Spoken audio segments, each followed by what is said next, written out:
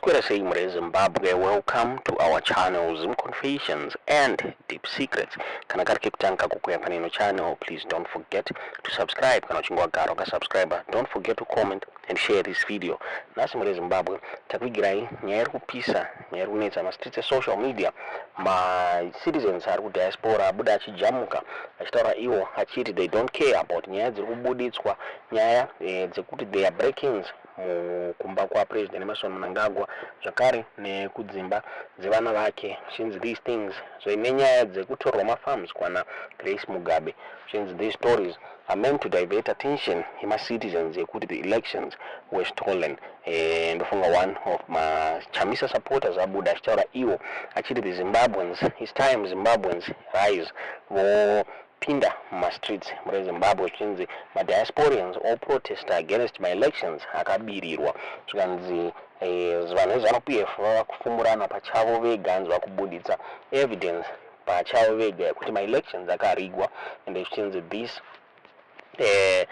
evidence should be used against Zek and Emmerson Mnangagwa. Chinzi chigumba akabuda chinyepera vanhu achitaura iye achiti my elections ma ballot papers akaprintwa muno muZimbabwe, chinzi but pakubuda imwe information yekuti ma ballot papers were printed by a South African company. Chinzi this is serious evidence inofanira kushandiswa nemaZimbabweans kuti vawanikwe vachifambira nyaya dzema elections akarigwa. Zvikanzi so Zimbabweans should act for Pinham Street. Vasakundwe nemadhara ari kutonga eParliament. Tongokunzwisai nyaya iyi matauro waitwa nesupporter we-Citizens Coalition for Change mure Zimbabwe. Kuti mungonzwa audio muhamadzi zvamuri kufunga pamusoro penyaya iyi mucomment section. So Zimbabweans, this is Chimama again. Today is Tuesday, the 9th of July. It's 09:43 in the morning. And I just want to tell you something. We can't talk about other things. Kuti munda wa Grace watorwa o property yake o kwabiwa gold kwakati, nyaya yedu focus yedu should be on the stolen election. Election rakabirirwa. Takatopiwa information na Mwari kuita kwa Mwari. Vakamwachurana vega vana Chimombe vakabuditsa evidence tikazvifambira. Chigumba akati hey tiri kuprinta ma ballot paper ku Zimbabwe, meanwhile they were being printed in South Africa. We now have evidence. That evidence is enough for us to challenge an election. Ananzanisha vangu akabuditsa vanhu muparliament karikola vanhu pakapinzwa vamwe vanhu vasina kuvhoterwa vana Scott Sakupwanya and so we can't talk about anything else. We should for 48 hours talk about this, how they stole it, how they did it, who printed what, who played what role, who received what money, who did what is the Renform saying, do we have an agreement now, who is protesting, who is playing what role. That is where we must fucker the pressure.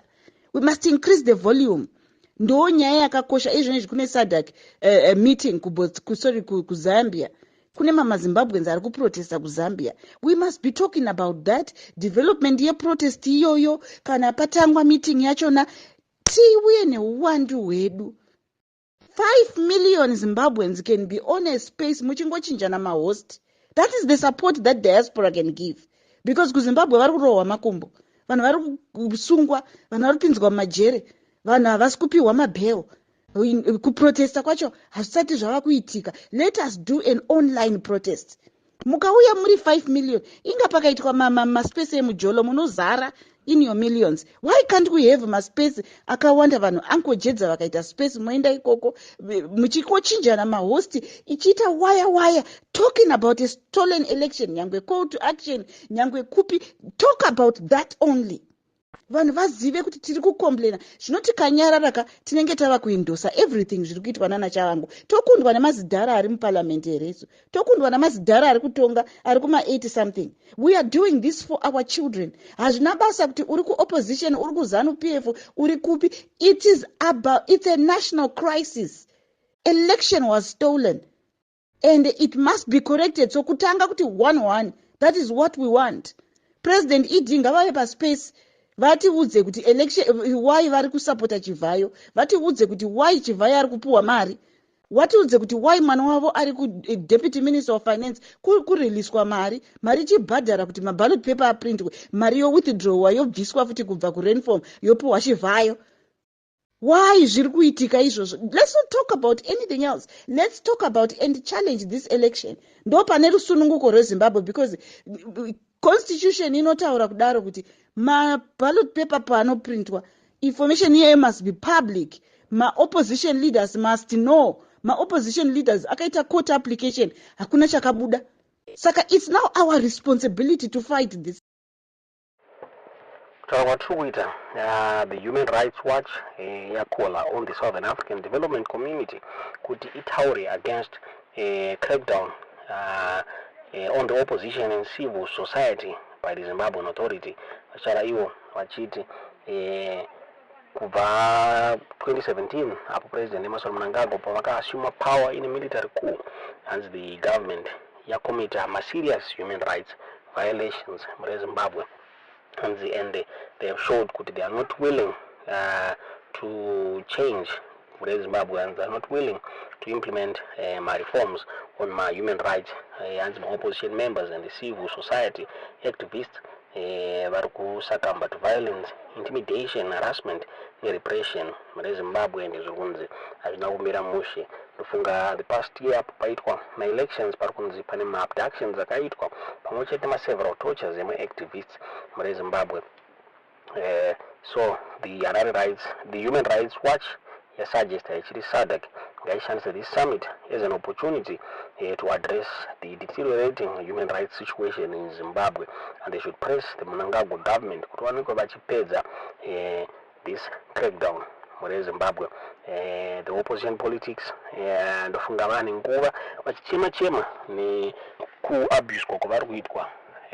Ndofunga the Human Rights Watch African Advocacy Director Alan Ngari vabuda vachitaura ivo vachiri the government of President Mnangagwa is accelerating its crackdown against legitimate and peaceful activism ahead of the August SADC summit. The Southern African Development Community needs to engage with the authorities to take clear measures to ensure the enjoyment of basic freedoms by all Zimbabweans. SADC should promote respect for human rights by calling upon Zimbabwe's government to end repression and the arbitrary arrests and prosecutions of activists and opposition supporters. Pervasive climate of intimidation and repression needs to end. Ndozo vakabuda vachitaura vachiti SADC iri kufanira kuadresa ma-issues iwawa pa this summit. Ndofunga summit iri kutanga musi wa August 17 muri Zimbabwe neichawanikwa President Emmerson Mnangagwa vachiassume the position yechairmanship we-SADC. So Zambians are saying kuti no, President Emmerson Mnangagwa havana kuenda pachigaro zviri legitimate, and so havasi kudeserva kutora chigaro ichi. Tisingazivi kuti SADC going to act on this. The opposition vari kutaura iyo ichiti vakabirwa ma-elections and SADC hapana chayati yataura. Ndofunga vachamisa vakabuda vachitwa nenyaya dzavakaendesa kuSADC kuti dziwanikwe dzigadziriswa pamusoro pema-elections akaitwa yanzi, but kutaura kwatiri kuita havana response yavati vawana muri Zimbabwe. Kutaura kwatiri kuita the government of Zimbabwe is saying kuti everything is all in place for SADC summit, hanzi vagadzirira hapana chichamisa SADC summit.